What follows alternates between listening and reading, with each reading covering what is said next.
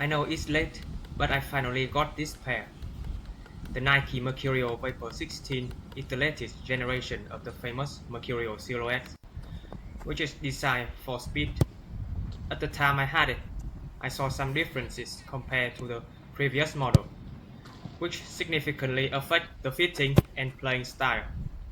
So today, I will review what's good and what's not about this model, its performance, and share my thoughts on why it is one of the best speed boots on the market. As always, let's start with the upper.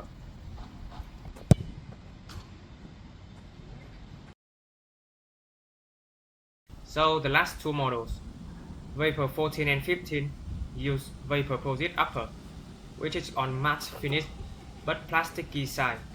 This model uses a grip knit upper from the toe box to the midfoot, and from the midfoot to the heel, it used some material called atom knit, which is an updated version of fly knit. You can see two parts are divided by the seam on each side.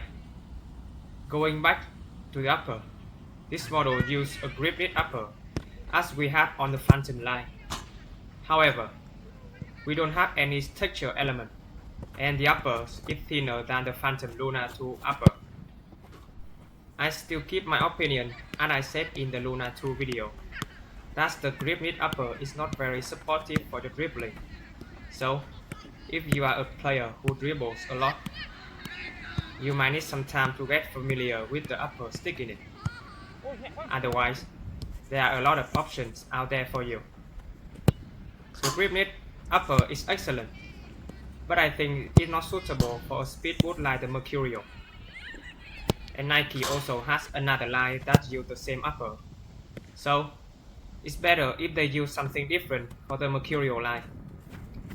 I hope there will be some change in the next generation. Next, let's move to the lockdown.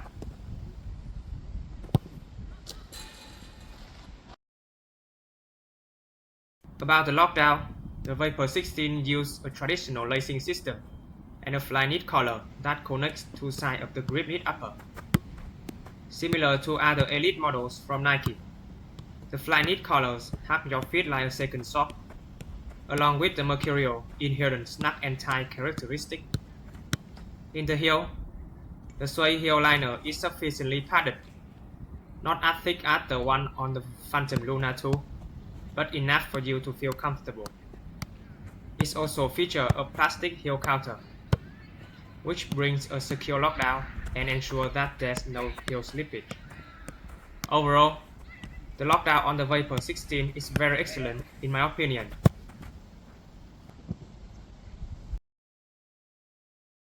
The outsole in my pair is the AG Pro version, which is suitable if you play more on artificial ground. The FG use blade studs on the heel and chevron stud on the forefoot, which are very aggressive if you play on some artificial ground. So, the AG Pro model, which has plenty of conical studs, in my opinion, is suitable for both grounds. The Air Zoom technology is another thing I want to mention, which you can see everywhere in this boot.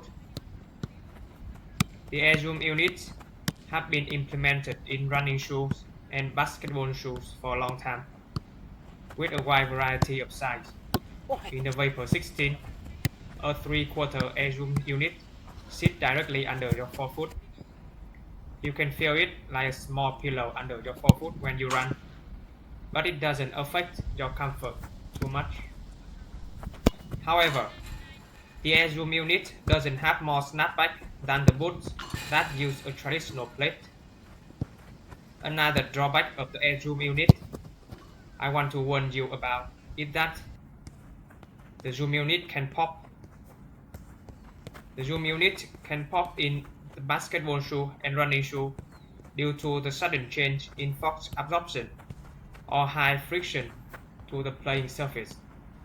In the Vapor 16, the Zoom unit will be bent a lot when you run, so depending on your playing style, the Zoom unit might pop if you play too hard.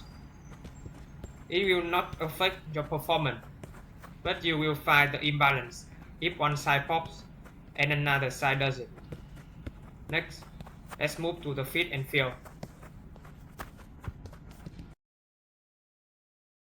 Unlike the previous model, which brings a tight snug feeling, the Vapor 16, according to a lot of users, is wide foot friendly.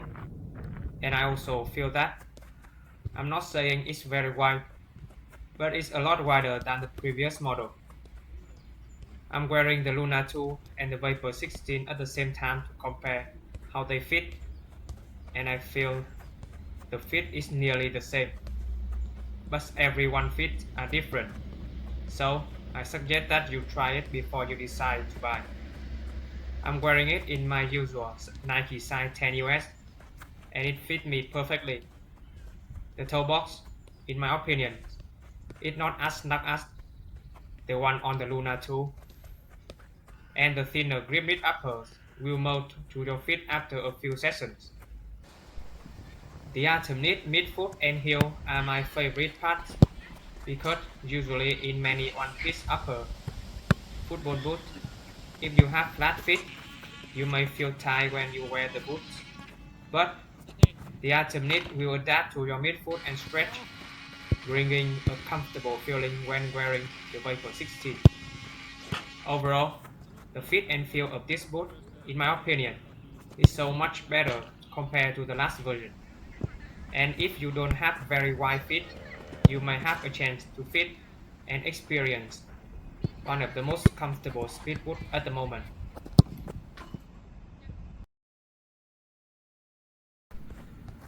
In conclusion, the Nike Mercurial Vapor 16 is one of the best speed boots on the market.